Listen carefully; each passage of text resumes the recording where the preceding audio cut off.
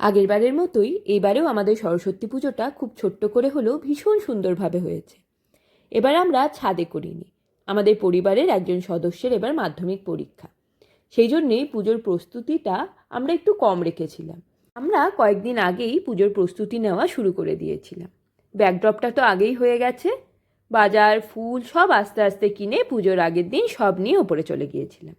পুজোর আগের দিন সন্ধ্যে থেকে আলপনা দিয়ে ঠাকুরের সামনেটা সাজানো শুরু। এবার খড়িমাটির সঙ্গে লাল আবির মিশিয়ে পিঙ্ক রঙের আলপনা দিয়েছি। সাদা মেঝেতে রঙটা খুব সুন্দর ফুটে উঠেছিল। সব প্রস্তুতি সেরে রাতে আমরা ঠাকুর আনতে গিয়েছিলাম। পরদিন সকাল থেকে পুজোর প্রস্তুতি। আমরা 3টে ফ্ল্যাটে সবাই মিলে একসাথেই পুজোটা করেছি। সরস্বতী পুজো মানে আমার ছোটোবেলার অনেক স্মৃতি। তখন শুধু আলপনা দিতাম, মায়ের পাশে পাশে একটু হেল্প করতাম, আর এখন নিজেরাই আয়োজন করি। এই পরিবর্তনটাই বোধহয় সবচেয়ে সুন্দর। রুকু বড় হয়ে এইসব ভিডিও দেখবে, ওরও খুব ভালো লাগবে। এবারও ও কিন্তু পুরো দমে আমাদের হেল্প করেছে। পুজোর হোম শুরু হতেই পুরো ঘরটা ধূপ আর ঘিয়ের গন্ধে ভরে উঠল। ধোয়ার সাথে সাথে যেন সব ক্লান্তি, সব ভার ধীরে ধীরে হালকা হয়ে গেল। এই গন্ধটাই আলাদা, শুধু নাকে লাগে না, মনে গিয়েও বসে।